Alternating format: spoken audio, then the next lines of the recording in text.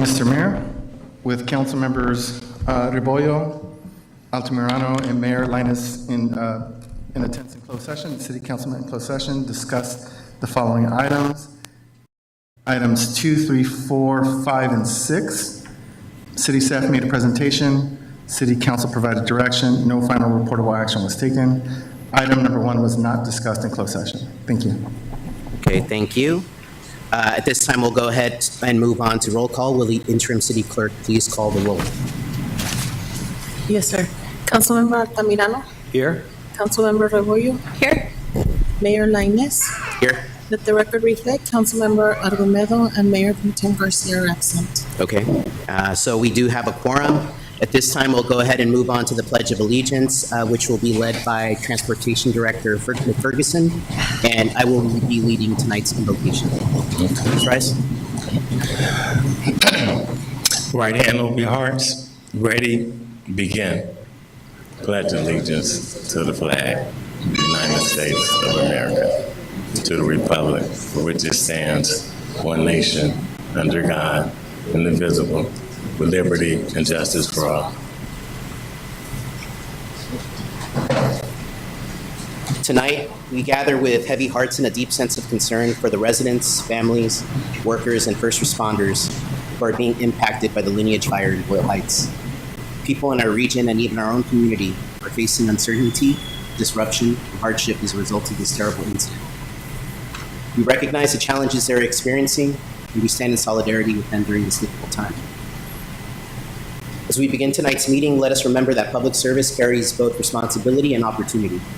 The decisions we make, the conversations that we have, and the actions that we take should reflect our shared commitment to serving the people who have entrusted us to represent them.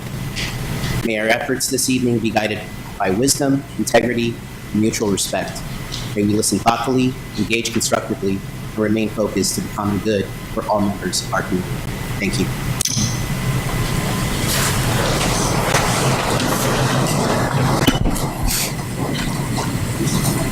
Okay, thank you, everyone. At this time, we'll go ahead and move on to item number 1, appearances and presentations. And this is the Senior Art Showcase Gala video and certificates of recognition. And we have a presentation by Director Adolfo Marquez. Good evening, Adolfo Marquez, Director of Parks and Recreation, and good evening, Mayor Lainez and council members. Earlier this year, the Department of Parks and Recreation was tasked with creating an elegant art gala, honoring our senior artists and celebrating their accomplishments. It was a joy to host this event, which showcased the creativity of the City of Commerce senior community. Tonight, we'd like to share a few of those highlights. Please enjoy the short video.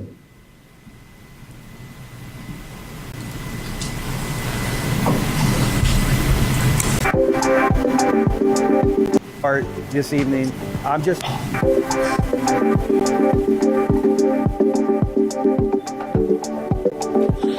Hi there, welcome to our Senior Spring Gala, where tonight we can showcase everyone's stories, how they thrive, their creativity, and how exciting it is to be here with our seniors tonight. we got a class together for the seniors through an artist. His name is Calixto. He put this class together. It's never too late to become an artist. And just to look at these pieces of art this evening, I'm just impressed on what they've created. And I can't wait to continue to work with you guys to continue to create art. And I really want you guys to create a piece of art where we can find a wall and put it. Thank you. Today we're having our Senior Spring Art Gala, and it is an occasion that our senior community has been looking forward to for months. As I've seen their work, and you could just see the evolution, the progression, and how everyone has developed, and our seniors are so happy. We actually have their art on display inside, and their art pieces are available for sale this evening, so hopefully their work gets validated by selling some art tonight.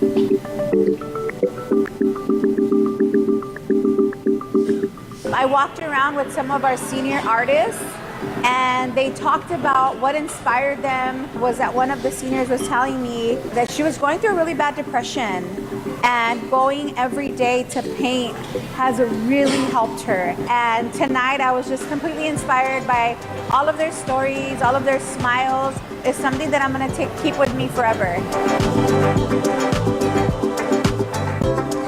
El momento más excitante de esta ocasión es encontrarme aquí con mis compañeras que empezamos todas de cero. Es un gran orgullo para nosotros como seniors y especialmente para mí. Estoy muy contenta.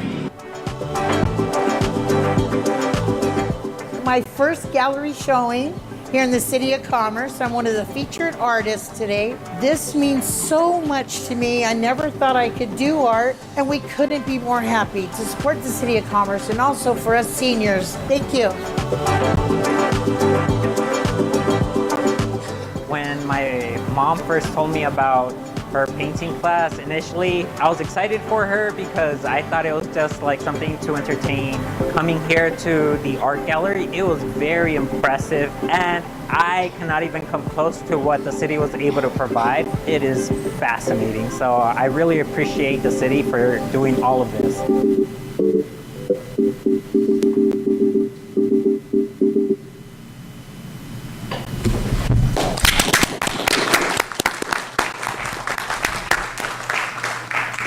Thank you for the wonderful video. I know we have a lot of our artists here tonight, this evening in council chambers, and it's an honor to have you here this evening.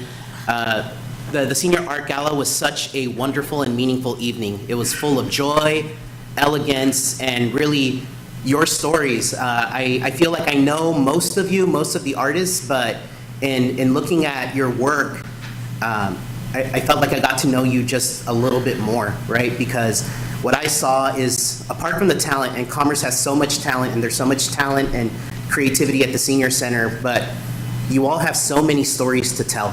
And I saw that you all told your stories through the brushstrokes on the canvas, and that was really just, it was amazing to see, right? I know a lot of your pieces have carried a lot of meaning to you, and we could hear it in your voices, we can see it in your eyes, and there was a lot of heart put into everything. And so I made this comment at the gala, just watching the evolution of your capabilities, right, artistic capabilities from the very beginning, right, all the way to where you got to your third or fourth piece, right, and the pieces that you were able to display at the gallery. It's phenomenal. It's phenomenal, you know. We'll give credit to the teacher, right, to the instructor, Calixto, a little bit, but that credit should really go to all of you, right? Because you're the students, and you really applied all of that theory. So I want to thank the Department of Parks and Recreation for putting together the gala.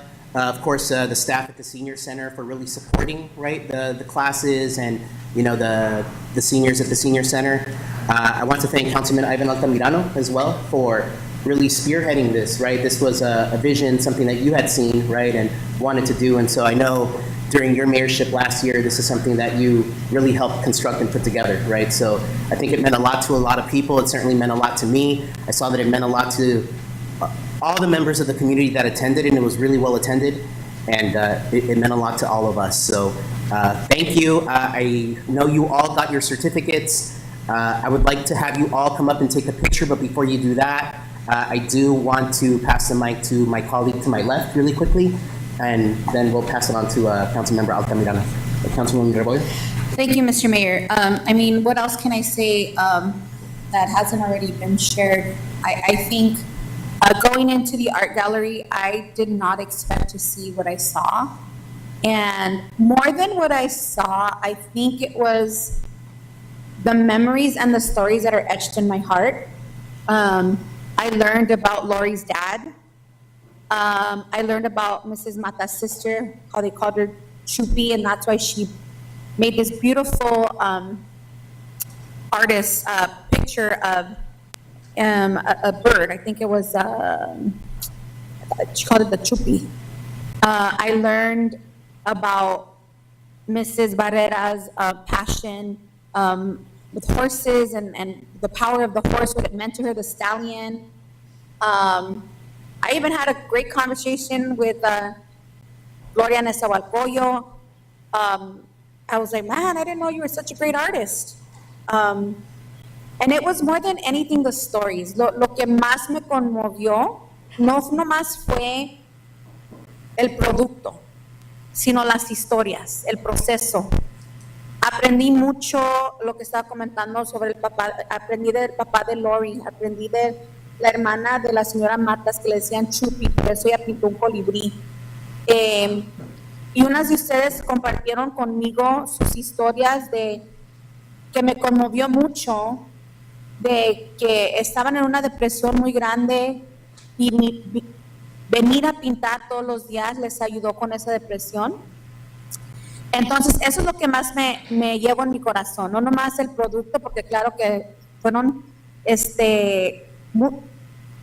todo estuvo muy bonito, pero más que eso, las historias, las sonrisas de ustedes, el sentirse orgullosas, se les miraba en la cara a todos ustedes. El orgullo de compartir el arte conmigo.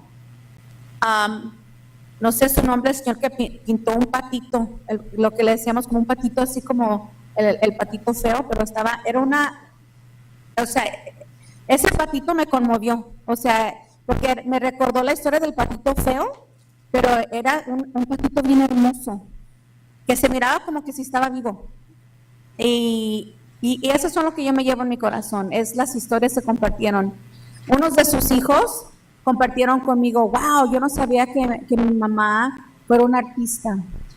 Toda su vida ella se dedicó a criarnos, a trabajar, y siento como que ahora es su momento. Y yo no sabía que mi mamá era artista, porque toda su vida ella se dedicó a cuidarnos.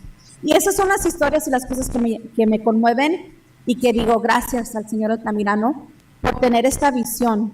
Porque al principio yo pensaba, ay, Ivana, ya viene Iván con su arte, ¿verdad? Y muchos de la comunidad, ay, puro arte. Pero me hubiera gustado que ellos estuvieran ahí esa noche para mirar esas historias, para mirar ese producto, para escuchar las historias, porque fueron unas historias tan bonitas. Very quick, I'll translate that.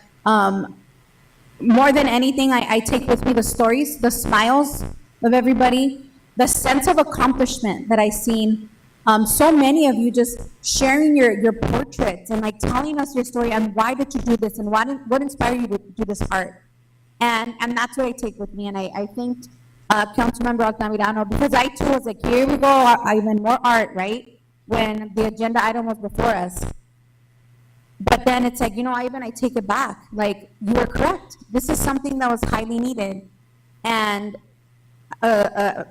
some of the seniors shared their stories of depression with me and how this has helped them come out of depression. And there was somebody's son who shared with me, wow, I didn't know my mom was an artist. She dedicated her whole life to work and to take care of us. And I guess now she's taking the time to herself. And he said, thank you for giving this to my mom. So those are the things that I take with me. And you can't put a price tag on that. You can't put a price tag on that. The feeling of what you take in that sense of accomplishment.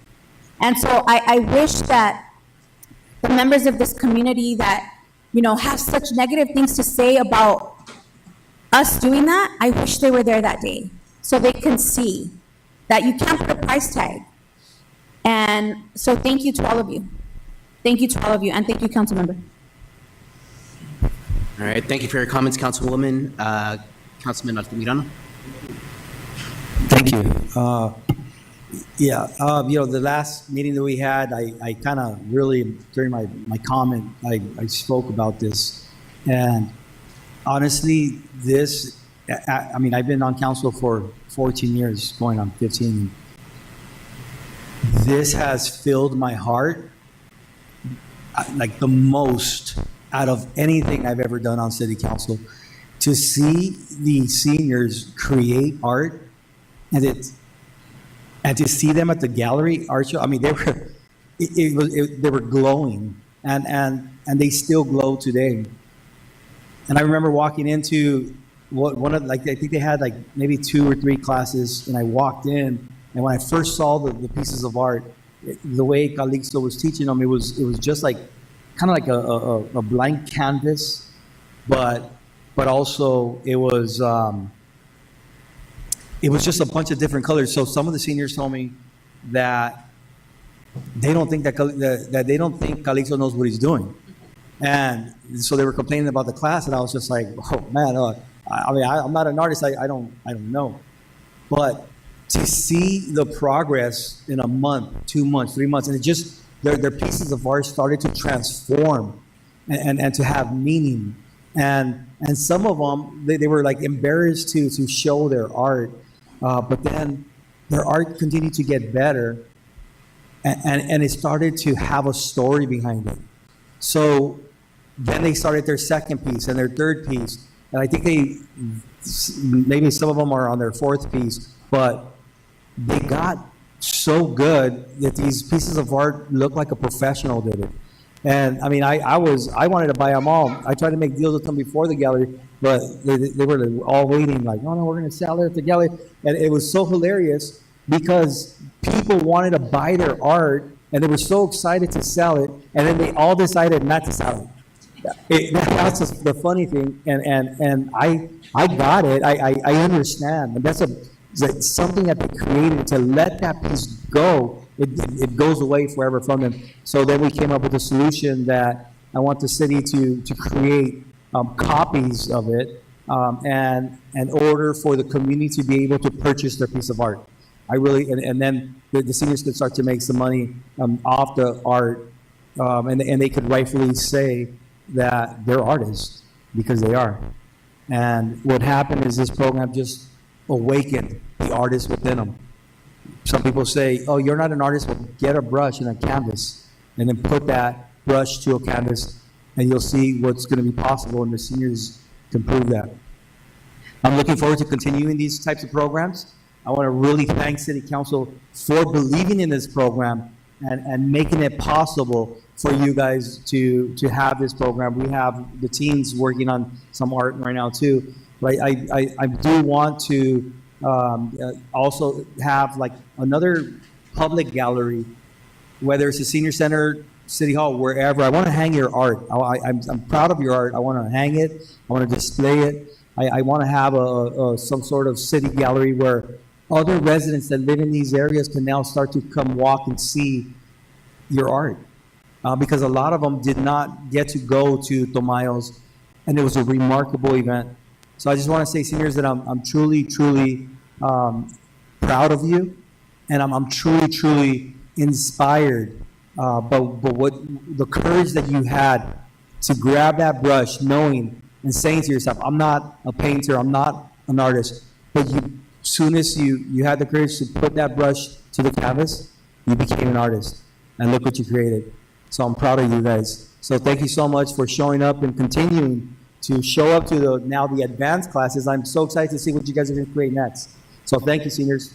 You guys deserve everything that's going to come to you. And thank you, Adolfo. Thank you, Parks and Rec, for creating a remarkable event for them. Yeah, we're also proud of you, and I think you all made Calixto look good. And I agree that the community deserves to see your art. So at this time, if I can invite all of our artists to the area right in front, I'd be honored if you would all take a picture with us, please.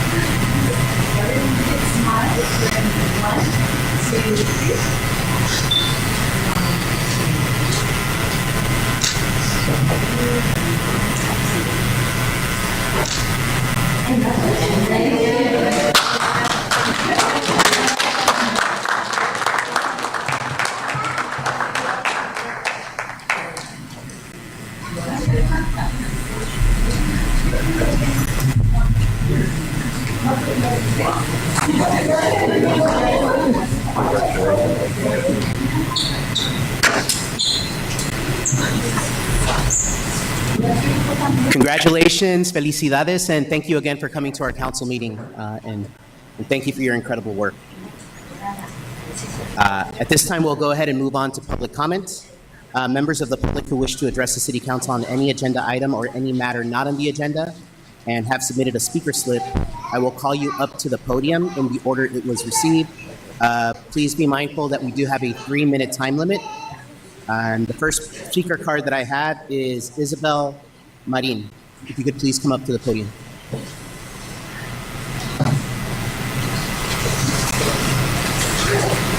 Hi, good evening. My name is Isabel Morin. I live at 4877 Astor Avenue in Commerce. It's been a long time since I've been to one of these council meetings, so bear with me.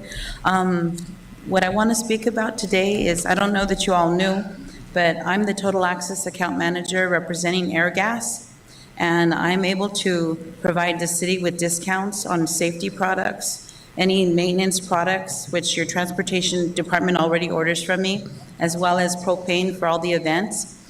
And the reason why I'm here today is because in regards to the fire and all that happened these last couple of days, I know that it's very important that our residents have the proper PPE protection in case a mega outburst happens and this happens to one of our other businesses in Commerce. And that being said, each city, I think, has their own environmental health and safety manager, and they should actually know what each business, what we're susceptible to being exposed to, and maybe find out whether it's methane, ammonia is like the worst. But if they can let us know in the city what businesses have the worst chemical that we could possibly be subjected to, and advise us what is the proper PPE for that. I mean, I can find out from 3M, Honeywell, all these companies for us, for the city, as a representative of Airgas for you guys. But I just need to get my foot in the door. I've tried several times calling the different departments, and I leave messages, I'm not getting anywhere. So if anything, I'd like to help the city let the residents know what is a proper PPE. If you see smoke in the air, we don't know the exposure is, right? We don't know if it's ammonia, or if it's just burning wood or what have you.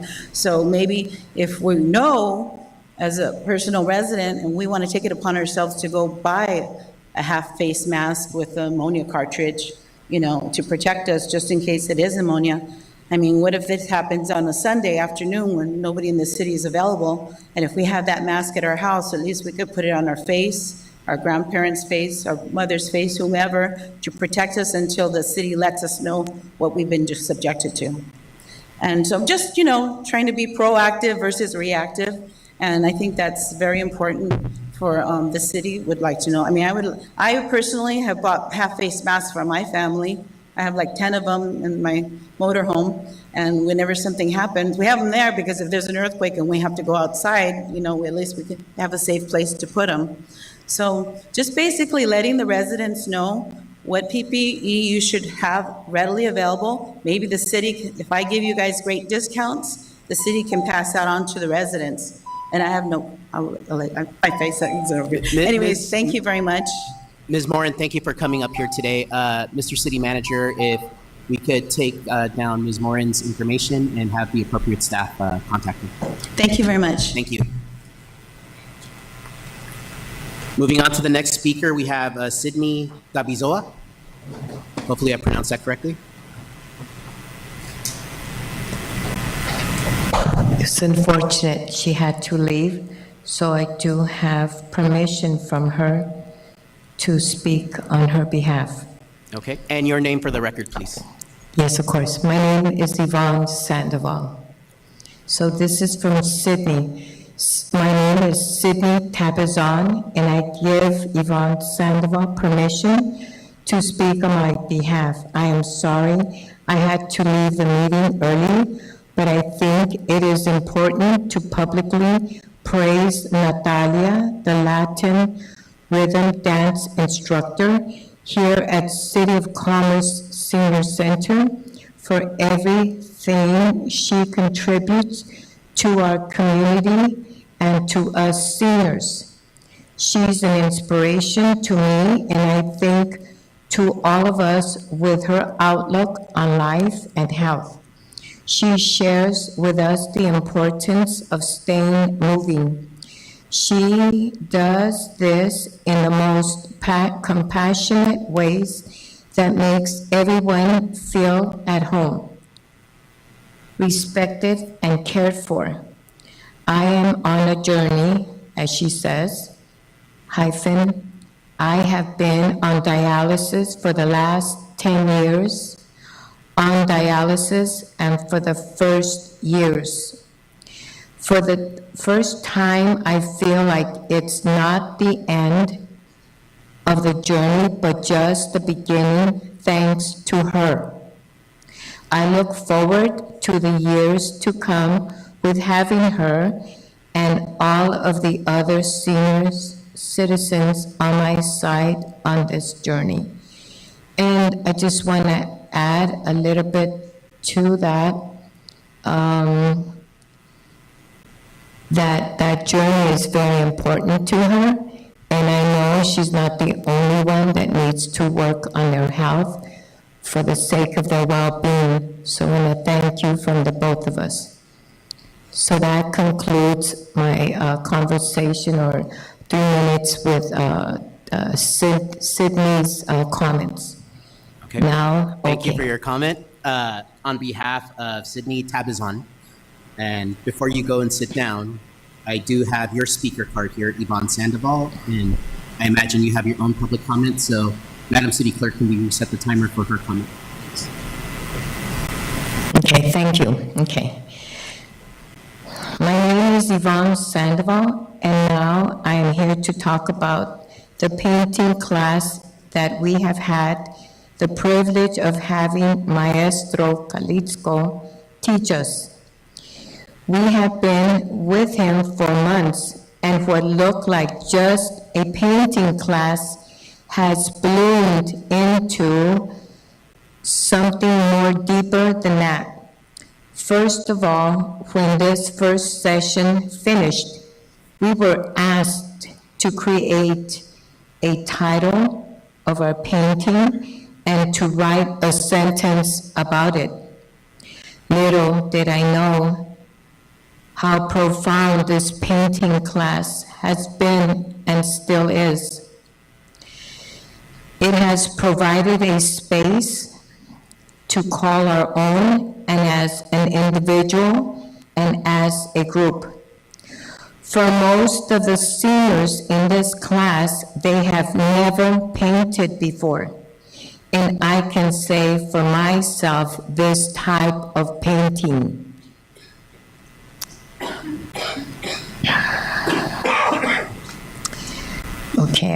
Okay, first, some of the seniors, I did say that, and I can say for myself, this type of painting is extraordinary. My painting has a story, a title, and a sentence expressing what this painting means to me.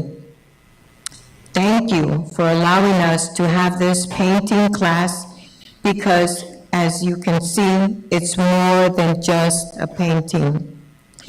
I want to thank you for all your words, the three of you up on that board.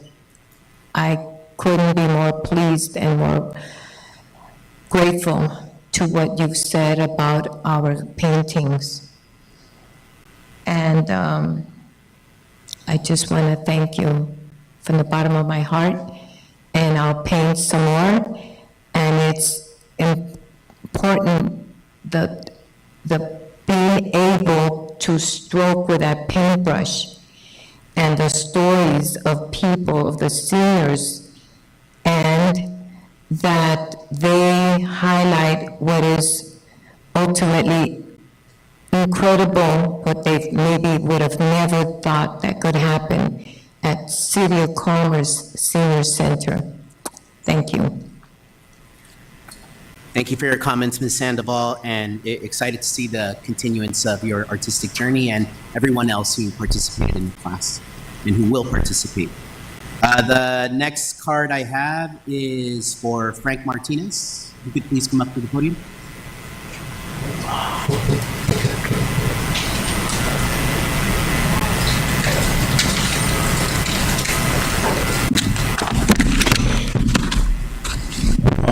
Ladies, gentlemen, okay, I'm here to ask you a question. Do you know why my mother-in-law is in Tijuana right now?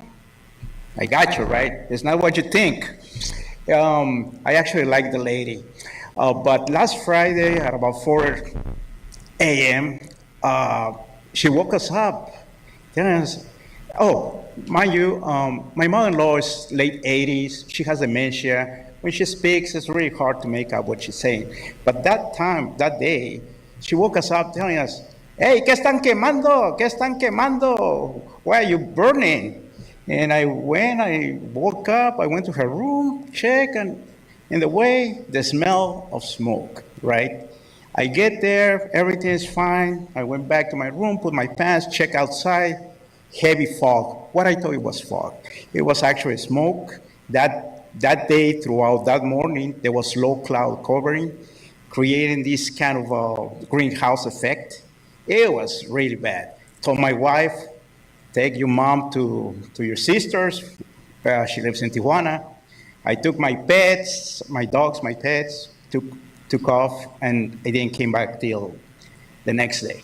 The issue that I have is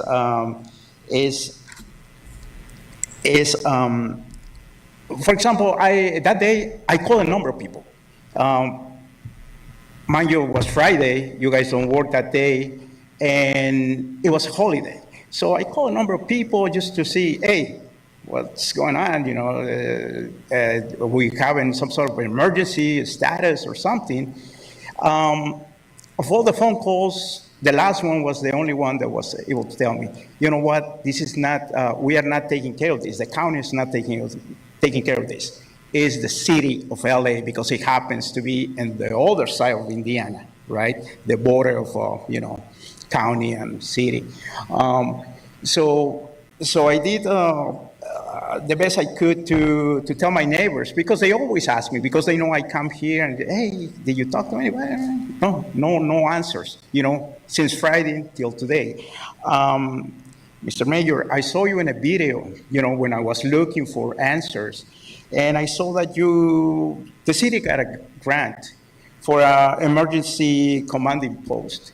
That's nice. But when we have issues of that magnitude, somebody needs to be there, because unfortunately these disasters don't respect, 9 to 5, Monday through Thursday or anything like that. And sometimes people need answers. I remind you, the city of our city is still on a cleanup from the spill from this recycling factory in Vernon. So the only reason that I'm here is not only for me, it's for my neighbors, my community, and all of you guys, because all of us, we live in this city, and I would like you to be able to ask the questions that I can ask, because I don't have the way that you have. What's being released, I don't want a year from now to somebody telling us, people is dying because they have cancer. Last thing, I saw these beautiful people right here. Okay. Mr. Martinez, I apologize. I Good understand. point, but your time is up. Yeah, but like I say, I saw these beautiful people with you right now, and that's what makes me make these comments. Thank you. We appreciate you coming by and making your comments tonight, Mr. Martinez. Thank you. That concludes my speaker cards here, so we'll go ahead and close public comment. Now we'll go ahead and move on to the consent calendar, but before I do, I just want to highlight 2 updates to the consent calendar. So one, staff would like to make a correction on the consent calendar, item number 7. Recommendation number 4 should be 15%, not 10%. Just want to make sure that you both are aware of that. And also item number 11, the recommendation needs to have the adoption of a resolution and the approval of the amendment. So with that said, does anybody want to pull any items from the consent calendar? We have items 2 through 11. I don't. Seeing none, I would move to approve. I'll second that. Okay, so we have a motion by Councilwoman Rebollo and a second by Councilmember Altamirano. All in favor? Aye. Aye. Any opposed? Any abstentions? Motion passes. Okay, so at this time, we'll go ahead and move on to scheduled matters, which is item number 12, and that's a presentation from the Sheriff's Department of Public Safety in the City of Commerce. And so we have Sergeant Ozzy Cortez coming up to the podium at this time. Good evening, Mayor, fellow council members. This presentation is the arrest dispositions for the month of May. A brief reminder, in the month of May, in regards to crime statistics, there was a mild spike, and to contrast that, there is a rise in total arrests handled. So although there was a mild spike in crime, there is a much higher percentage of arrests for the month of May. So in the month of May, total arrests were 149, just alone in the City of Commerce for May 2026, compared to 50 May 2025, an increase of 198%. Of those arrests, the DA accepted 74 cases versus 14 from 1 year prior, up approximately 428%. 21 of those were felony, 53 were misdemeanor. Cases not submitted to the DA's office, 14, which is only a slight increase of 12 from May of 2025. And again, as a reminder, some of the reasons that these cases are not submitted is two-part. It's still an ongoing investigation, or there was lack of evidence or cooperation. And it could be a number of other things, but those are usually the 2 main reasons. The DA's office did decline 51 of those 78 accepted. I'm sorry, 149, and that is a significant increase, but it is a large amount of arrests made as well. In juvenile, there was 10 juvenile cases handled by the DA's office versus 0 from a year ago in May 2025. Looking at that, I'll get with my team and I'll see what type of outreach we can do in regards to the juvenile community. And these good numbers, the success of these good numbers is due to the residents and business community members who have been, next slide, who have been doing their part, participating in the interview with the field deputy, speaking and following up with the investigator, and responding to court subpoenas. Next slide. So now that we've seen a lot of progress in how to successfully get calls made, get cooperation or understanding participation from the community with the field deputy, then the investigators and the court system, I want to bring up a card that I've mentioned in the past. This is a rough draft. Quite certain both Public Safety Division and graphics are going to make this a lot more easier to read or follow. And this card is the follow-up request card. What I've indicated in the past is some of the complaints that I receive from our community and business members is that they never get a call from an investigator, or they don't know what's going on with their case. So I've taken their information and I've followed up with them. And very often, they let me know that they also have other community members, residents, or business members that want to get a hold of me and want pretty much the same follow-up service, but they forgot how to, collect that information. So with that, we put together this card, and again, rough draft, but it's pretty much going to be the gist of it. And on this card, it's going to have the name and information, contact information of the victim, witness, or informant. That person just needs a few items. It could be all or part of the report number, tag number, specifically the incident date and the location of occurrence. Those two need to be pretty certain or very close. And from there, I'm going to be the one receiving these cards. I have a mailbox here at the City Hall, and I'm going to have the person requesting information receive who their investigator is, or if their case is being investigated, or whatever outcome I find. And then that card gets returned to them. And I'd like the public here and people live streaming to know that I want them to be confident to share and seek this information, because nothing on this card will be submitted with their court case. It's for their knowledge and for their right of information. Thank you. Any questions? Thank you for the presentation, Sergeant Cortez. Does anyone on the council have any questions? Councilwoman Rebollo? Just a general comment. Thank you for this. I know that you've been very proactive, and I do want to thank you for that as it relates to understanding what the concerns are in the community and doing things like this that we've been really needing, and educating the community. And I don't know if Natalie's in the audience, but Natalie's been really effective as well. You guys are a really good team, and I know that you're really, really trying to make sure that that you're addressing the concerns of the community, and that would be proactive instead of reactive. So thank you for this. We've really been needing this for a really long time. Thank you. Thank you for your comments, Councilwoman Rebollo. Any other comments? Okay, Sergeant Cortez, just a couple of things. First off, thank you for your presentation. Appreciate that you've gone over the number of arrests over the past few reports. The next report, if we could have a breakdown of the types of crimes that are being reported in the City of Commerce as well. That's something that we've received historically, and it gives us really good insight on the calls for service that you're receiving. And the reason I bring this up is because I've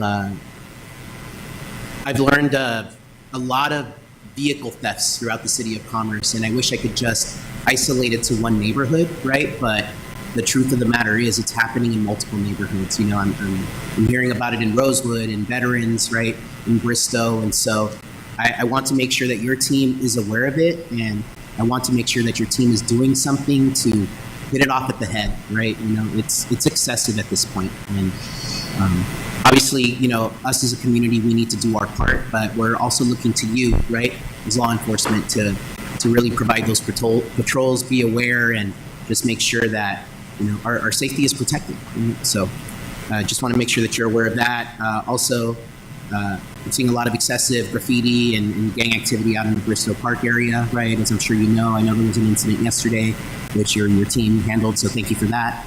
But just keep an eye on those things, and if we could just tailor the report next meeting to just give us an outlook on the types of crimes that are being reported, that would be helpful to us as a council. So, Yes, Mayor. all right. Thank you for your report. Have a good night. Thank you. Good night. Okay, great. So at this time, we'll go ahead and move on to item number 13. And this is the approval of the grant of an easement to Southern California Edison across a portion of Bristow Park. And I believe that will be presented by Community Development Director Jessica Serrano. Thank you, Mayor. Good evening, Mayor, members of the City Council. This item is a request from LA County, Los Angeles County, as part of their effort in promoting the use of electric vehicles. And the county is seeking to install 10 electric vehicle charging stations along with electrical infrastructure in the parking lot of the Dorothy Kirby Probation Center located at 1500 South McDonald Avenue. The county is utilizing SCE, Southern California Edison's incentive program, to subsidize the majority of the installation of the EV charging stations, which will not only benefit the county but the community at large, since they'll be available to members of the public. LA County is seeking city assistance with this project by requesting that the city grant SCE an easement over a portion of Bristow Park to facilitate the installation of the EV charging stations. Next slide. This next slide is an aerial map of the general vicinity showing Bristow Park outlined in yellow, the county's Dorothy Kirby Probation Center outlined in green, and the SCE easement area outlined in red. To the left, you'll see a zoomed-in view of the easement area showing the green boxes, which denote the easement areas. Next slide. To conclude, the proposed SCE easement will not interfere with the use or function of Bristow Park, since the easement area is located on the southern edge of the park that is underutilized. At this time, staff recommends that City Council consider adopting a resolution approving the grant of an easement to SCE across a portion of Bristow Park. This concludes my presentation. I'm available for any questions. Director Serrano, thank you for your presentation. Does the City Council have any questions? Can you show that map again? And is it going into the property of, I mean, that's kind of hard for me to see where it's at because. Sure, the location of the easement is in that red box. So if you can see the larger aerial map, you'll see the 5 North at the top, Bristow Park, and then it's the Dorothy Kirby Probation Center below that. The red box outlines the general area where the easement areas are located. As you can see, they're at the very bottom left-hand edge of Bristow Park. It's near where they have that sort of circular. The roundabout? Is it right by the roundabout? Right by the roundabout in a grassy area. So it's before the entrance of? Right Dorothy? before you enter the Kirby, the county facility, yes.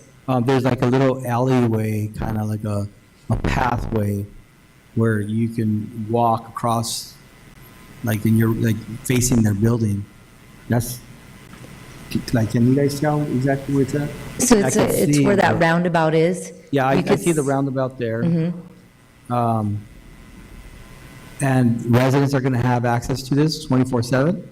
Well, it'll be an easement area that has overhead utility lines that SCE needs to power their the EV charging stations. Okay, so this is going to be for, are residents going to be able to use the charging stations? Yes. Okay.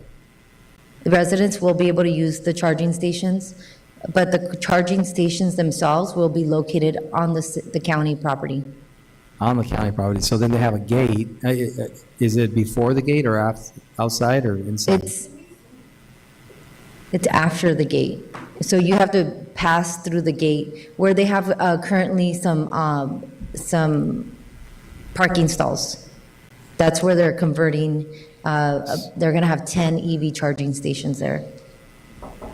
So you go through the gates into the county facility, and then you'll see the EV charging right after the gates. So then we're not, I don't think it's gonna be difficult to have access there. I mean, the last time we went to go talk to them about putting art on their walls, it was kind of like, it was a process to get through all that.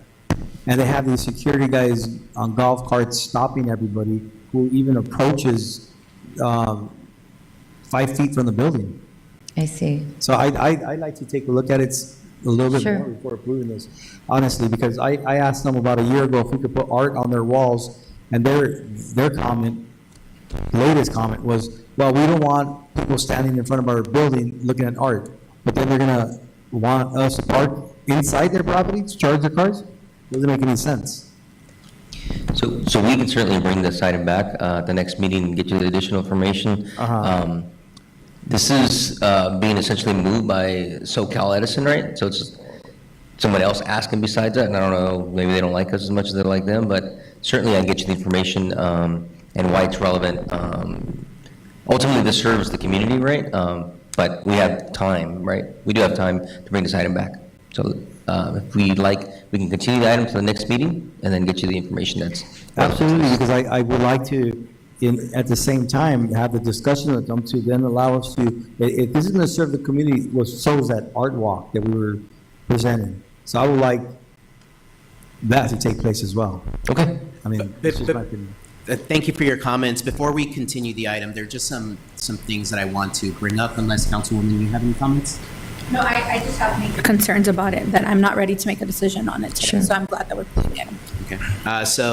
My first question is, I know it's an underutilized area of the park, but have we run this by Cataldo Associates to see if it impacts any of the design plans for the Bristol Park renovation? We have not, but we can certainly do that It's- during this it's- continuance period. It's unlikely, but it would be good just to ensure that. That's a good point. That's the first thing. The second is, I certainly remember the conversations you were having about the art walk, and those were fruitless.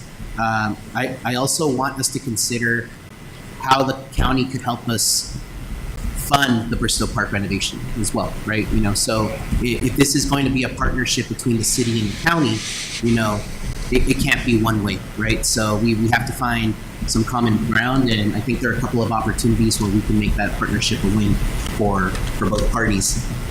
And then the second thing is, I don't think residents are going to be able to use those EV chargers, right? It's going to be behind a gate that's locked throughout the day, and it's certainly locked at night. But could the infrastructure of this easement allow us to install our own EV charging stalls at the Bristol Park? We can pose that question. So let's find that out as well, just to see what opportunities that creates for us. But as long as we kind of take my feedback and the feedback from the rest of the council, let's continue it to the next meeting. So, thank you, Director Serrano. So we'll continue that item, and then we'll go ahead and move on to item number 14, which is a public hearing. This is a public hearing of the annual status of vacancies, recruitment, and retention efforts pursuant to Government Code Section 35023. And I believe that will be presented today by Marlon Revilla. Good evening, Mayor and members of the City Council. My name is Marla Revilla. I'm the Human Resources Manager. And tonight I'm presenting on AB 2561, the Annual Vacancy Report for the City of Commerce. This report provides a summary of staffing levels, recruitment efforts, and retention strategies. The purpose of AB 2561 requires an annual update on workforce vacancies before budget adoption. The purpose is to provide transparency on staffing and share how the city is addressing recruitment and retention efforts. Next slide. Next slide, come in.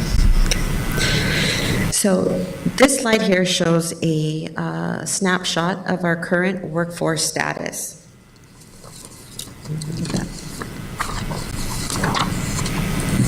Currently, we have 292 part-time positions. Out of that, 42 vacancies. For mid-management and non-management full-time, we have 165 authorized positions and 16 vacancies. For the unrepresented and confidential unit, we have 5 authorized positions and 1 vacancy. For our executive team, we have 10 authorized positions and 1 vacancy. A total of 472 vacancies across all units and 62 vacancies citywide, giving us a total of 13.1%, which is currently below the 20%. So some of the recruitment and retention efforts, HR has recruited over 135 vacancies, processed over approximately 2,500 employment applications. The city continues to recruit through NeoGov and other platforms, expand outreach, participate in job fairs, and work with departments to streamline hiring processes. This also reflects recent hiring activity during the review period. Retention efforts include training and development, recognition programs, wellness initiatives, tuition reimbursement program, and ongoing review of compensation and benefits to remain competitive and support employee engagement.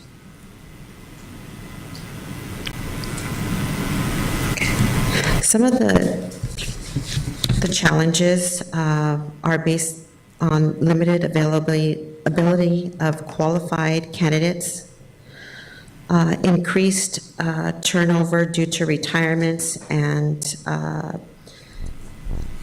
employees leaving to other agencies. We continue to maintain service delivery while recruitment is underway, addressing specialized hiring needs and plan for retirements and transfer of employment information. We are also focused on improving recruitment and hiring efficiencies.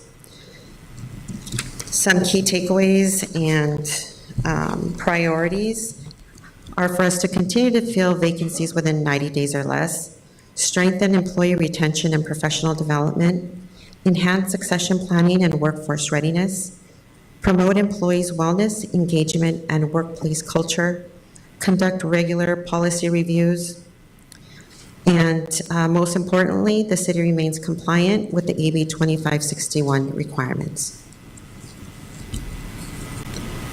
Okay, that is it. I am open to questions. Thank you for your presentation, Ms. Revilla. Does the City Council have any questions, comments? Okay, so thank you for that. At this time, we'll go ahead and open the public hearing. Madam Interim City Clerk, do we have any public comments? None. This time, we'll close the public hearing, and I will entertain a motion in this item. Second. Okay, so we have a motion to approve per the recommendation in the staff report by Councilwoman Rebollo, and a second by Councilman Altamirano. Because this is a public hearing, let's do a roll call, please. Yes, sir. Councilmember Altamirano? Yes. Councilmember Rebollo? Yes. Mayor Lainez? Yes. Motion passes 3 ayes. Okay, perfect. Thank you for that. And now at this time, we'll go ahead and move on to item number 15, which is also a public hearing. And this is the 2026 through 2028 citywide biennial budget, which will be presented by our Finance Director, Alvaro Castillo. Yes. Good evening. Thank you, Mayor. Good evening, Mayor, members of the City Council. As you all know, this was not a typical budget process in the sense that the budget itself was a response to a fiscal disruption event and not a traditional budget cycle. So before we get into the numbers, I want to take just a few minutes to explain how we got here. I know we went over these items with each council member in detail over the last couple of days, but for the benefit of the public, I'll try to summarize it in a concise manner here. So on the slide, you have a brief timeline of events that happened beginning with January. We anticipated a fairly biennial budget process, a fairly routine one, working through department requests, working on updating revenue projections, and then that changed on February 6th when the Attorney General issued regulations affecting card room operations. Given the significance of the car club revenues to the city's general fund, that announcement essentially changed the direction of the budget almost overnight. As a result, we declared a fiscal emergency, we pursued Measure PC, and we essentially launched a comprehensive public outreach efforts to explain to our stakeholders the significance of the impacts and what it means to our budget. In March, the California Gaming Association filed lawsuits opposing the regulations and requesting a temporary injunction. And both our city, along with Bell, held our first joint press conference to denounce the regulations and discuss the ballot measures that both cities were putting together. Okay, in the first week of May, the city manager made the final decisions. We also held a second joint press conference with Bell Gardens, Compton, and Hawaiian Gardens. And then on May 21st, we got some encouraging news as the San Francisco Superior Court temporarily blocked the regulations for 45 days. And then we held the special election on June 2nd for Measure PC, and we were fortunate enough that the voters here in the city voted in favor of the measure. And then we met individually with each council member during the week of 15th through yesterday, and the adoption of the budget is taking place tonight. And the start of the fiscal year will be next Wednesday, July 1. As we began evaluating the potential impacts during this process, it became clear that we needed to take a much more conservative approach. And as the last point in the timeline states here, we intend to come back to the City Council in January with a budget reassessment to provide an update of where the budget is at that point. I'll go further into this later in the presentation. But again, I just want to stress that the goal of the budget for this budget was simple. It was to protect the city's financial position while maintaining flexibility until we had greater certainty regarding future revenues. Okay, going in a little bit into the numbers now. The proposed budget was shaped by four primary factors. First, the potential reduction in car club revenues, which is by far the largest factor. We knew that the impacts of these regulations range anywhere from $8 to $18 million annually. However, for the budget, we needed an actual number. So based on the information available during the time that we were developing the budget, we decided to use the midpoint of that range at around $13 million annually in revenue reductions. Because we anticipated implementation halfway through 26-27, we assumed a $6.5 million impact in year one and a $13 million impact in year two. At the same time, we're also seeing some weaknesses in sales tax revenue, so this budget includes reductions to the sales tax, and it also includes support to the transportation fund and the community benefits fund. As has been reported, the transportation fund is currently operating at a deficit for several years now, and so this budget has a transfer program into it to be able to stop the bleeding, for lack of a better word. Okay. So in response to that, sorry, before I go on, we implemented a number of actions, right? It included departmental expenditure reductions, we eliminated vacant positions, and we had a conservative revenue assumptions. And at the same time, again, there are reasons for optimism. Measure PC was approved. We received encouraging news regarding card room operations, and there's also new development that is occurring here in the city that will generate additional revenue. However, because there's still uncertainty surrounding the card room operations, we felt that it was best to prepare a conservative budget. And that's what you'll see in these slides and in the budget. So based on the assumptions that I just walked through, we had initial projections showing a fund balance reduction of approximately $7 million in year one and $14.4 million in year two. When we saw these numbers, we knew we couldn't simply move forward with business as usual, so we made certain decisions that are presented here tonight. So we implemented a combination of operating reductions and labor savings to help address those projected reductions in fund balance. We worked with each department to identify potential reductions in cost-saving measures. And again, I just want to stress our objective was not simply to cut budgets. It was to reduce expenditures while preserving core services and maintaining flexibility more importantly. So as part of that effort, we implemented $600,000 in reductions in fiscal year 26-27 and approximately $1.4 million in 27-28, along with about $400,000 annually in labor savings. through the elimination of vacant positions and other staffing adjustments. So the next slide here summarizes where these reductions occurred. Again, want to emphasize that these reductions were developed as part of a conservative budget strategy, and we recognize that there may be impacts associated with these reductions, and I want to be transparent about that. However, it's important to remember as well that we intend to return in January with updated recommendations once we have greater clarity. So starting with the very first at the top there, starting with the Community Development Department, we're proposing a reduction of $125,000 in year one, $250,000 in year two, to the department's contractual services budget. These reductions primarily affect consultant support, which can potentially result in delays in permits and projects review.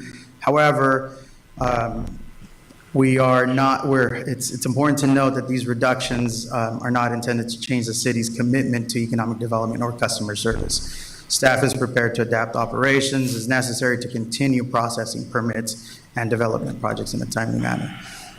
Then the second department there is a library that consists of two primary components. First, it's a reduction of part-time hours, and the second one is a reduction to the library's book collection. And again, I just want to highlight its reductions to part-time hours. There's no layoffs being proposed in this budget. Okay. And then we reduce the assumption on increases in operational expenditures in the non-departmental budget. This pays for liability insurance premiums, utilities, workers' comp premiums, things that we cannot tie back to individual departments. And so for year two, we just assumed that there was going to be a reduction in those costs. But we're going to have to revisit that later. And then Parks and Rec, what we did here is rather than eliminating entire event categories, our objective was to preserve a broad range of community programming and reducing costs wherever possible. So for year one, the reductions were achieved through modifications of selected events. So we're reducing the number of concerts in the park, alternating the cultural excursion to every other year, and discontinuing a limited number of seasonal events.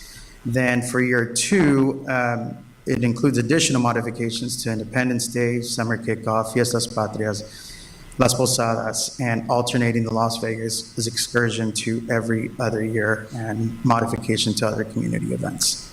Okay. In addition to that, we identified about $54,000 in duplicate maintenance budgets that had been budgeted in both Parks and Rec and Public Works. So now we're consolidating that budget into one department and we're eliminating the duplication there. And then in Public Works, these, again, reductions are primarily concentrated in contractual services. These may affect responsiveness in some areas, but I want to reassure that the council that we work to preserve core maintenance operations and will continue to prioritize safety and regulatory compliance activities. Next slide here. So budget outcomes. So after incorporating the reductions, our initial projection reflected a fund balance reduction of $7 million in year one and 14.4 in year two.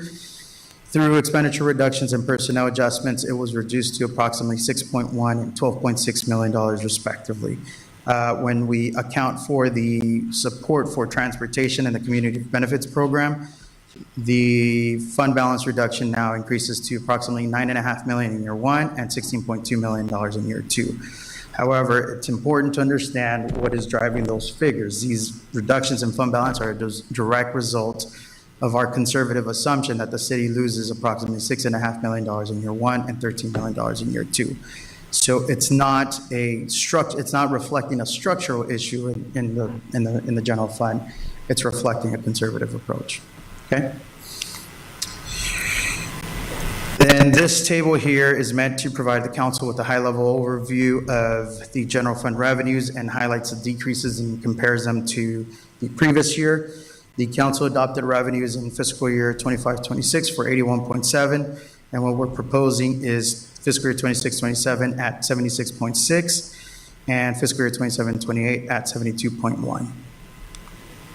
The pie chart here shows that breakdown for fiscal year 26-27. I'll just notate here that even after the reduction, sales tax and card club revenues still account for close to 2/3 of our revenue. Similarly, for 27-28, the pie chart shows a breakdown of the proposed revenues for at 72 million. Sales tax and card club revenues represent over 60% of the revenue proposed for fiscal year 27-28. On the expenditure side, we're proposing a budget of 86.1 million, and the vast majority of that is to fund public safety, Parks and Rec, Public Works, and non-departmental. This makes up a little bit of over 70% of the total budget with these 4 departments, and this includes everything that we discussed and the support for the Transportation and Community Benefits Fund. And then again, same thing for 27-28. We're proposing a budget of 88.2 million, and over 70% of it will be to fund those 4 departments that I had previously talked about. And this slide here brings it all together. As you can see from the slide, the revenue figures for both fiscal years are there, and the expenditures are there for both fiscal years. But by now, I hope it's clear that this is, again, the direct result of conservative assumptions. And then included in the budget are also several personnel-related changes. These personnel recommendations are primarily comprised of elimination of vacant positions and position changes. The table here on this slide summarizes all the proposed personnel changes, and I'll be happy to answer any questions that the council may have, but I'll just highlight a couple here. We're proposing to eliminate 4 full-time vacant positions, the Office Specialist 2, Permit Tech in the Community Development Department, Aquatics Program Manager in Parks and Rec, and the HR Director, and 6 part-time vacant positions, all at Parks and Rec. There are 3 instructor guards and 3 lifeguards. And then there are a variety of position changes included here with some generating savings. The rest of the changes are noted here on the table and are all position changes. But again, everything that we're proposing here is generating $400,000 in savings. The budget also includes... Go back that one slide. Personnel changes.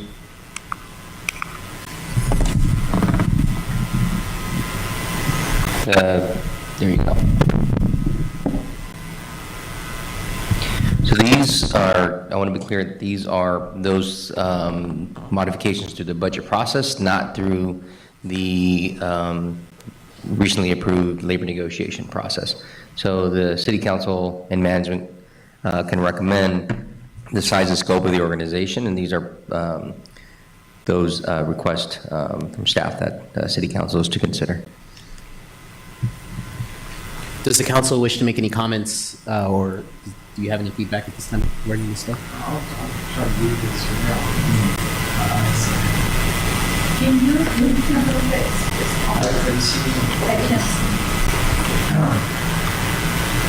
There you go.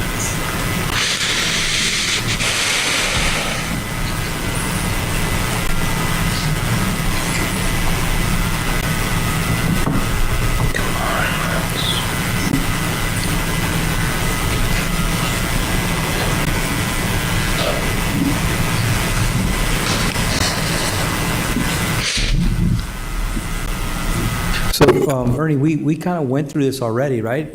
You added some new stuff that I'm not really recognizing. Is this? There are a few additions in Parks and Recreation and in library services. Library services. And Public Works, I'm sorry. All right, I was getting phone calls on, is the library part of the social services coordinator? What is that? Can you explain to me? Because I was getting questions, I couldn't answer questions today. So there's a couple of classification positions in the classification of social service worker currently in library services. Okay, well, we can continue this for the next meeting and then talk about it some more? That way I have information that I need to answer. Cool. Are you guys okay with that? Just that increase or the whole budget? No, not the whole budget. Oh, got it. No, I'm ready to approve the stuff, but. Oh, got it. I was getting calls on certain things here, Okay. which, I mean, and this is something I didn't get to sit down with Ernie to talk about. I'm not sure if you guys had an opportunity because he didn't bring this to my attention. So on that increase for the social service coordinator positions, I just want to ask additional questions. So if you can. Could we continue maybe that. just remove that from here and give So- Councilman Altamirano an opportunity to? Certainly, so what's still coming before the city council is approval of the salary schedule at a future meeting. At the same time, we can provide information related to these positions for that discussion. Thank you.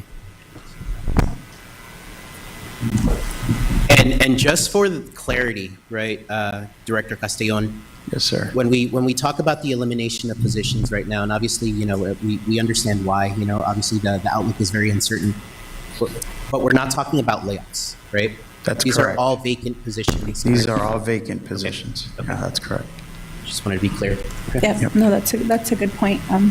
Sometimes people will twist things around, right, when they don't understand. So these are vacant positions. We're just Vacant not filling them and we're moving, correct? Correct. Okay. Any other questions before we move on? No, I think I asked all the questions that I needed when we sat down, so. Okay, let's move on. Pretty Thank you. comfortable. All right. The proposed budget also has funding for the CIP. It's a two-year CIP budget. For the first year, we're proposing 16 total projects, as you can see there on the table. I know it's probably a little small, but there's 16 projects with a total cost of $22.3 million, and about $13 million is coming out from Measure AA. What I'd like to highlight here is we're including two projects, Pocket Park, which is number 5, and Rosewood Park expansion, number 13, that are perfect candidates for grant funding. But it's not secure yet. And the reason why I'm bringing it up is that Measure AA funding can actually be a lot less if we are successful in obtaining those grants. So some highlights of year one CIP include the fire station roof repair, the replacement of playground equipment and flooring at Bandini Park, and the continuation of the pavement rehab project. Go on to the next slide. Oops. For fiscal year 27-28, we're proposing a total of 10 projects with a total cost of $92.3 million. That is primarily because of the new transit maintenance facility at $61 million, and that's going to be financed, and $22 million is for the purchase of electric buses and supporting infrastructure. And I'd just like to point out for those two projects in particular, about 95% of the funding is coming from federal grants. So Measure AA would fund about $11.3 million, of year two projects. Highlights for this second year include playground equipment at Bristol Park, Camp Commerce deck replacement, and the pool resurfacing project at the BVAC. And then the bottom table just summarizes what I just presented and highlights some of the support services that Measure AA pays for annually. In addition to the general fund, the city manages a number of special revenue, capital projects, enterprise and debt service funds.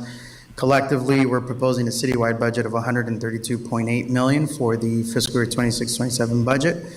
Rather than reviewing every fund in detail here, I'd like to highlight a few key items. Under the special revenue fund, which is about the third row there, you'll notice that expenditures exceed revenues. That's because the gas tax fund has accumulated sufficient fund balances to offset a portion of the costs associated with the Measure AA pavement rehab program. So what we're proposing is to use $1 million in existing fund balance to offset the costs on Measure AA. Similarly, the Art and Public Places Fund, same thing in that row, is using available fund balance to support CIP projects. It's the mural lighting installation and the railroad bridge beautification. And then you'll notice on the transportation and the community benefit funds that it reflects the general fund support and it maintains the fund balance position because of the proposed transfers that are in the budget.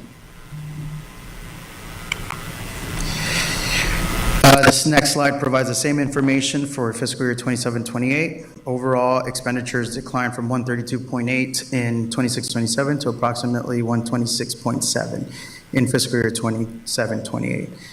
Primary reason is due to less amounts proposed under the gas tax fund. We would use all the fund balance to pay for the pavement rehab project. There's less projects proposed for the Art and Public Places Fund in year two and less reimbursements for CIP projects. Similar, you'll see, again, the Community Benefit Fund and the Transportation Fund will continue to receive the general fund support in order to maintain operations and avoid making their financial position worse. Overall, we believe the city's other funds remain adequately funded. Okay, so I'd like to spend just a few moments here discussing the Transportation Fund because it represents one of the city's most significant long-term financial challenges and why we're proposing to add a transfer from the general fund. As shown on the left side of the slide, the fund deficit has grown from approximately $12 million in fiscal year 18-19 to nearly $27 million today. So this growth has occurred over several years due to a combination of personnel costs, operating expenditures, and just ongoing service demands have exceeded available revenues. Simply put, the current funding model is not sustainable over the long term. So like I mentioned, we're proposing general fund support. However, it's not addressing the underlying structural issue. So we intend to return back to the City Council with recommendations regarding a longer-term strategy to address these issues. And the budget before you, again, tonight, this is just to summarize it, and I'm almost wrapping up here. It's intended to be a temporary and conservative spending plan.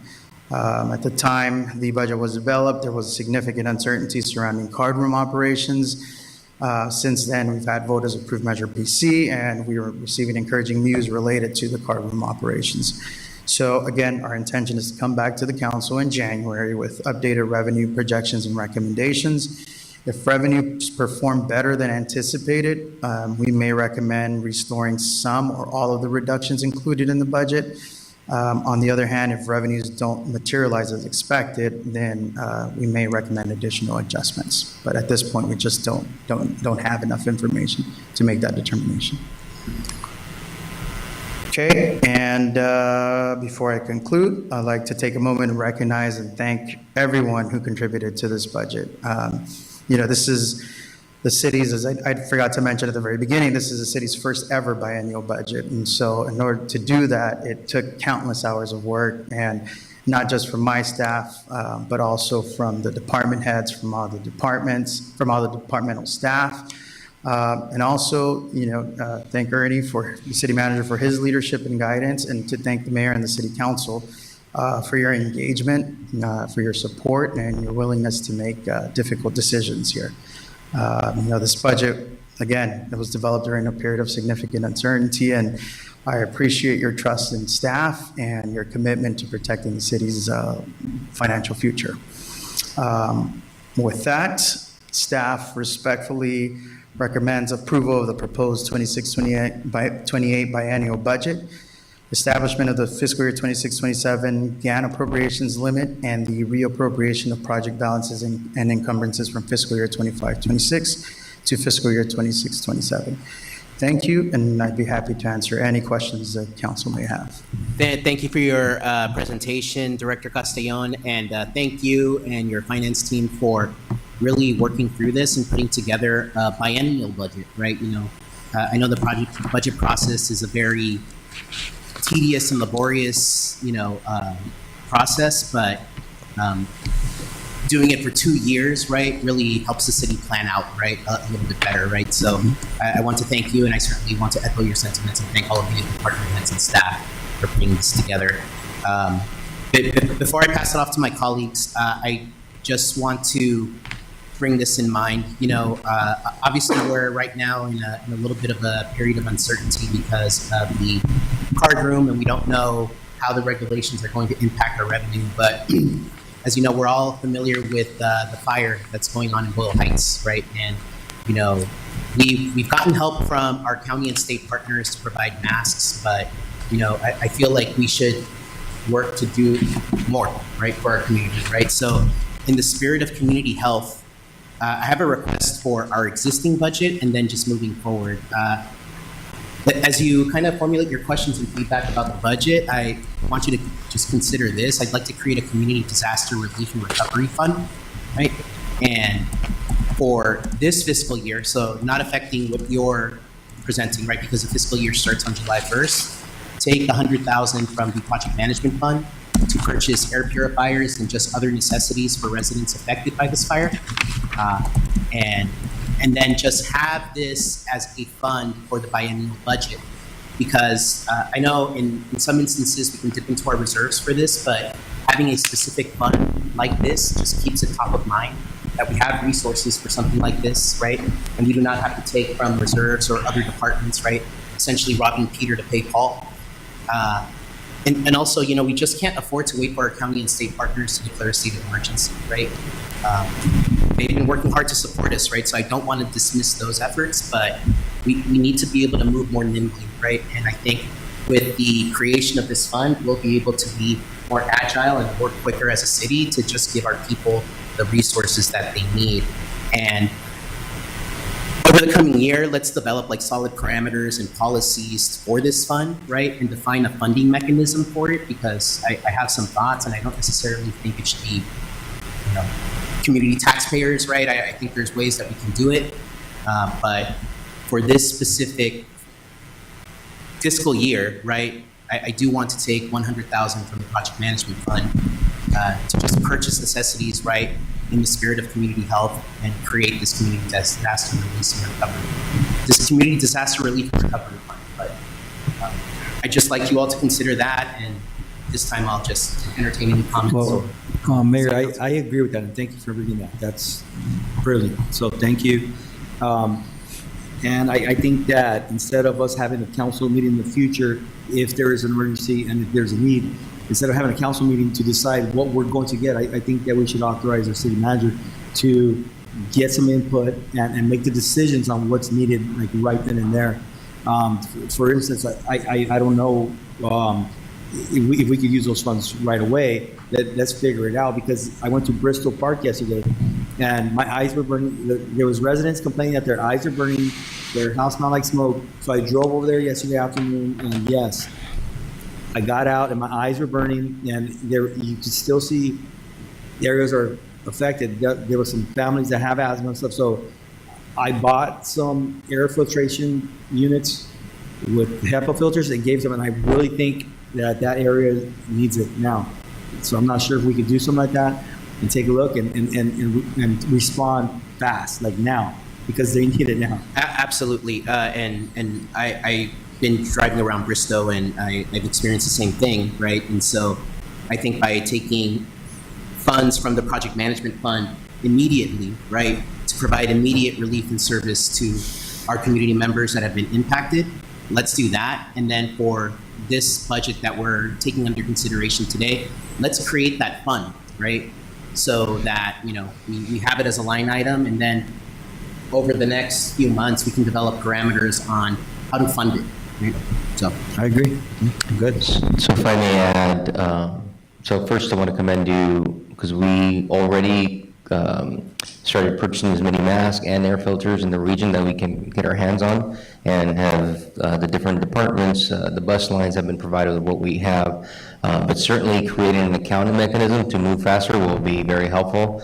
As you know, the city council members and staff have been meeting with county command staff, specifically the fire command staff.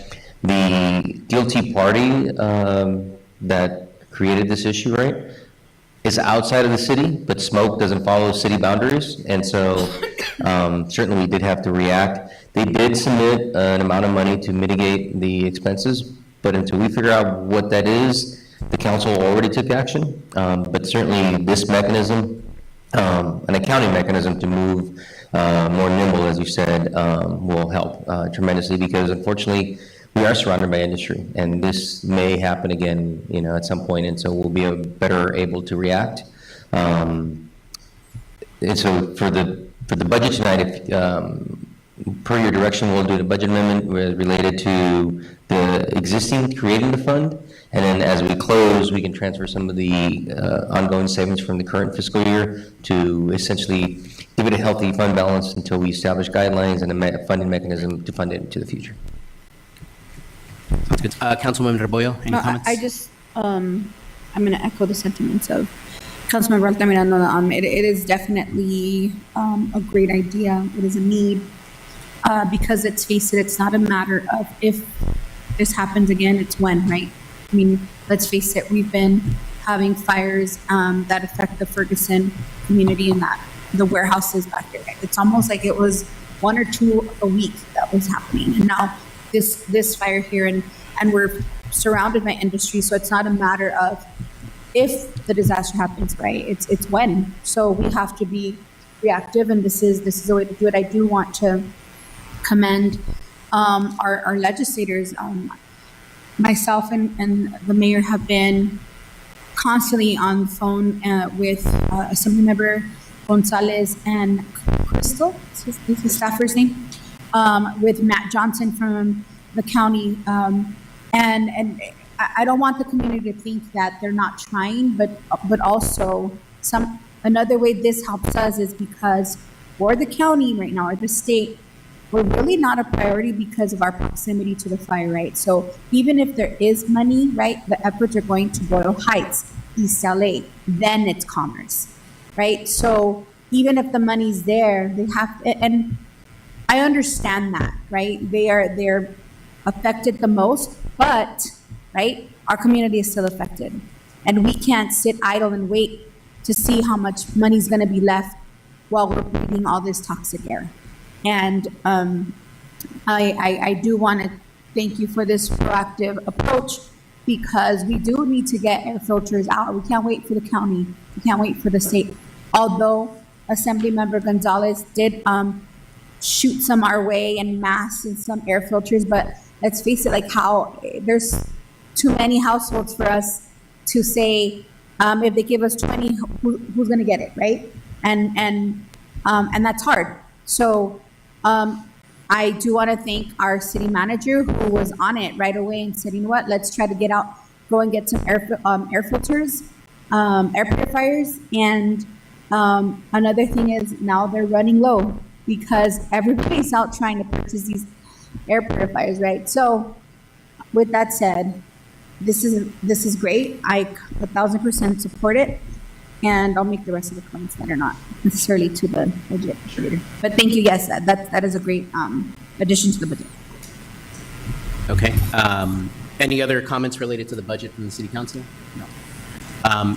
Director Castellon, if you could do me a favor and just go back to the balances for each of the different funds. Yes, sir. I just had a question because I think there was a note where for Measure AA specifically, it doesn't include $24 million in reimbursable costs from capital projects. That's correct. So when we look at the expenditures for Measure AA in 2026, 27, we see a little less than 13 and a half, right? Could we go to the next year? Okay, so 11. So in potentially, 98% of these costs could be reimbursed, right? Correct, correct. Yeah, so the comment was on the fund balance, specifically in the beginning fund balance of the first year. So what we have there, which is about $12.8 million, doesn't include that $24 million that we're going to receive. It's just a matter of time. Okay, So, fair enough. I just wanted clarification there as well, Yes. right? So, but definitely want to plan for the worst and hope for the best, right? There you go. Yep. Okay. So I think with that said, if there are no other comments from the City Council, since this is a public hearing, we will now open the public hearing. Madam Interim City Clerk, do we have any public comments? None. Okay, so at this time, I will close the public hearing, and I will go ahead and entertain a motion on item 15. I would move to approve staff's recommendation. Okay, I'm gonna go ahead Do and you need second. As amended. As amended. As amended. Okay, I will motion to approve staff's recommendation as amended. I'll second that. Okay, so we have a motion to approve per staff's recommendation as amended by Councilwoman Reboyo, a second by Councilman Altamirano. Since this is a public hearing, Interim City Clerk, please conduct the roll call. Yes, sir. Councilmember Altamirano, Yes. Councilmember Reboyo, Yes? Mayor Lainez. Yes. Okay. Motion passes 3 ayes. Motion passes. Thank you. That concludes our public hearings and scheduled matters. So now we will go ahead and move on to City Council reports. And I'm actually going to go ahead and move to my right. All right. In regards to the fire, I had our graphics guy maybe 2 months ago, or when the fires were taking place in Garden Grove, I had him make a map of what City Commerce looks like from a bird's eye view. And within that, it's color coded, and you can see there's very small pockets of residential, and the rest is highlighted like in a darker bluish color. And every of those buildings, what it's zoned for is kind of like what Garden Grove was zoned for when they had that chemical spill. We don't know what's in the City of Commerce, and I just, moving forward, I really want to take a look at what we have here in Commerce, because some of the buildings don't have the names on the buildings. And what I want to do is really take a look at what we have, what dangers it poses for our community, and considering rezoning and recreating, reimagining City of Commerce to change it and then to make commerce safer for ourselves, but in the future for our kids, for our grandkids, and for the future generations that are going to come here to City of Commerce. So I would like to really sit down with our city manager and do a study with staff and figure out what we have. And that's not going to resolve all the issues, because our neighboring cities also have these businesses and buildings with chemicals and things of that nature. But at least if we start to take care of our areas, I think that we can make City Commerce cleaner and a safer place. Moving on to the seniors, I'm glad. Thank you, Mayor, for putting this on the agenda for that. I didn't know that you were moving in that direction, so thank you so much for doing that for the seniors. I love the seniors. I mean, they're just fun to watch, and for them, they have so much life experience. Sometimes they're not surprised about things you bring to them, but they really enjoyed this, and I just hope, even when I'm no longer serving the City Council, that this program continues for the seniors and for the teens, and that we continue to put art up. Art speaks differently to everybody, as we saw.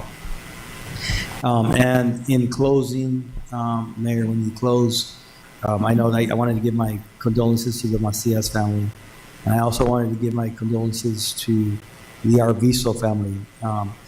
Mike Arvizo, he passed away. He's a contractor out of City of Commerce that would handle a lot of the stuff in City of Commerce. Very, very professional person. But this one really, really hit me hard because he was my baseball coach. And not only was he my baseball coach when we were kids, later in life, maybe 25 years ago, he became a mentor of mine, and I seen him grow, and he's continues to see me grow. And for him to go to the hospital to get a knee replacement, to not making it out of the hospital, was kind of dramatic. It hit me pretty hard. So my condolences to the family again, and he'll be missed. So thank you. I'm completing my reports. Thank you, Councilman, and we will certainly adjourn in their honor. Councilwoman Rebollo? Thank you. I wanted to thank Parks and Recreation. I've been able to attend 2 of the soccer watch parties, and they've been so fun. We love soccer right in our household. But just to be able to be out there with the community cheering on for Team USA and Team Mexico has been so much fun. I've been trying to drag my mom out, and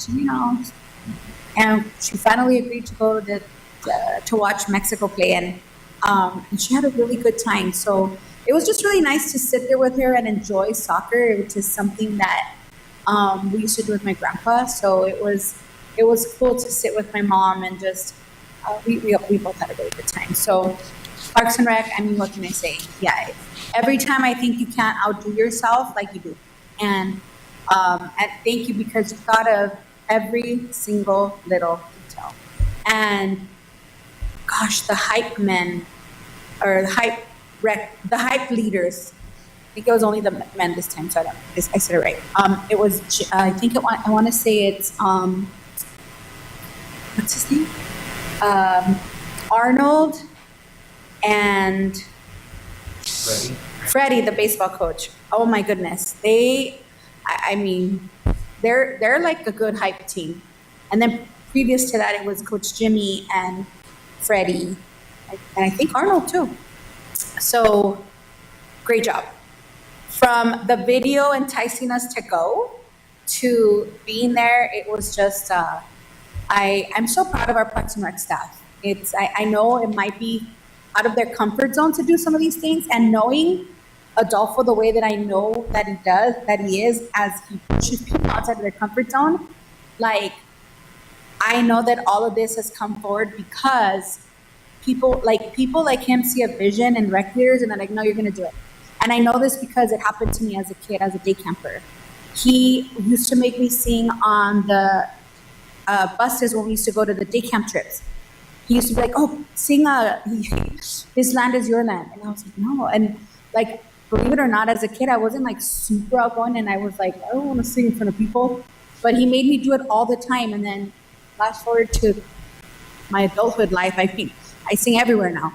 So knowing him the way that I know that he is, right? He sees something in people, and he just does whatever he can to make sure that you work to your fullest potential. So I know that that's what he did with these staff, and they're just so amazing. They're so fun.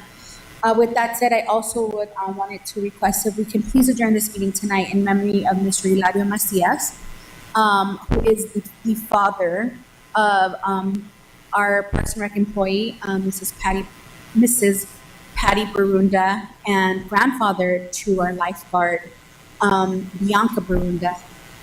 Lifelong resident, raised his family here in the City of Commerce.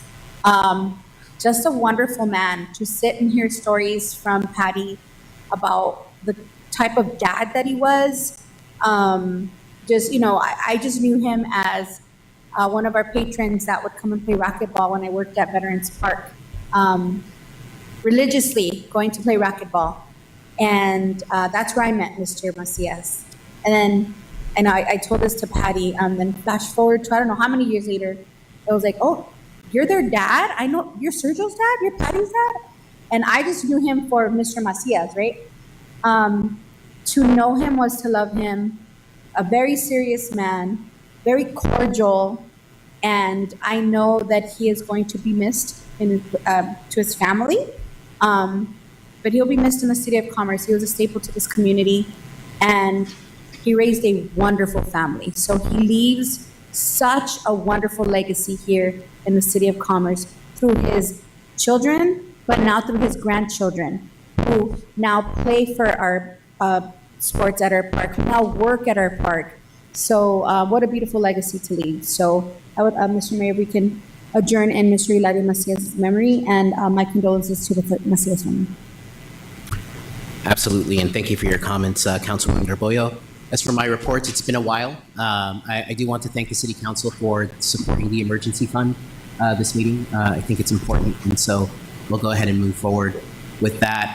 I do want to thank Assemblymember Mark Gonzalez for donating N95 masks on Sunday morning that I was able to distribute to some of our community members in the Bristow Park and Van Dien neighborhoods. I appreciate his field deputy, Crystal Mesa, delivering them to my home. She actually drove out to bring them here to Commerce, so really appreciate that. And right before the council meeting, she also mentioned that she donated whatever she could as far as air purifiers, right? It's a very small amount, but she donated a few to the city as well. So we'll figure out how we're going to distribute those. I also want to thank Supervisor Janice Hahn's office for delivering 495 masks earlier this afternoon, just to provide our community with some temporary relief. And we will definitely adjourn in memory of Mike Arvizo and Hilario Macias. You both said just wonderful words about them, but it's obvious that Commerce lost really two really good community members, but we have two angels up in the sky. So with that said, this meeting is adjourned. Thank you.